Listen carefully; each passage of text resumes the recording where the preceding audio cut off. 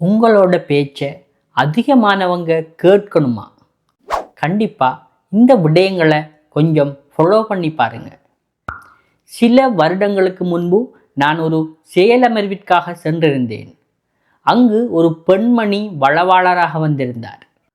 அங்கு வந்திருந்த வளவாளர் அங்கிருந்த பெண்களை நோக்கி உறவினர்களால் மற்றும் நெருக்கமானவர்களால் தான் அதிகமான துஷ்பிரயோகங்கள் நிகழ்வதாக கூறினார். முற்றிலும் அது உண்மையான விடயமும் தான்.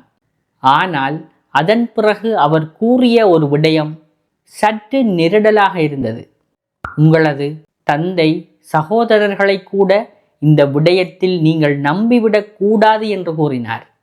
இடைவேளை நேரம் நான் அவரை சந்தித்து, நீங்கள் ஏன் இவ்வாறு கூறினீர்கள் என்று கேட்டேன்.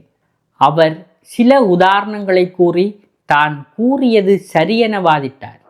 ஒரு 5 நிமிட உரையாடலின் பின் தான் கூறியது தவறு என்பதை அவர் ஏற்றுக்கொண்டார். அண்மையில் ஒரு தந்தையுடன் பேசுகின்ற வாய்ப்பு கிடைத்தது. அவர் ஒரு அரச ஊழியர். தனது மகளை எப்போதுமே தான் பல்கலைக்கழகம் அனுப்பப் போவதில்லை என்று கூறினார். காரணம் கேட்டபோது பல்கலைக்கழகத்தில் மாணவர்கள் எவ்வாறு நடந்து கொள்கின்றார்கள் என்பதை நான் பல முறைகள் அவதானித்துள்ளேன். அதனால் எப்போதுமே எனது மகளை அங்கு அனுப்பப் போவதில்லை என்று கூறினார். உலகில் எந்த ஒரு விடயமாக இருந்தாலும் விதிவிலக்கும் மறுபக்கமும் எப்போதும் இருக்கும். எப்போது விதிவிலக்கை பிரதான விடயமாக சுட்டி பேச ஆரம்பிக்கின்றோமோ அப்போது எமது பேச்சின் நேர்த்தியை நாம் இழந்து விடுவோம்.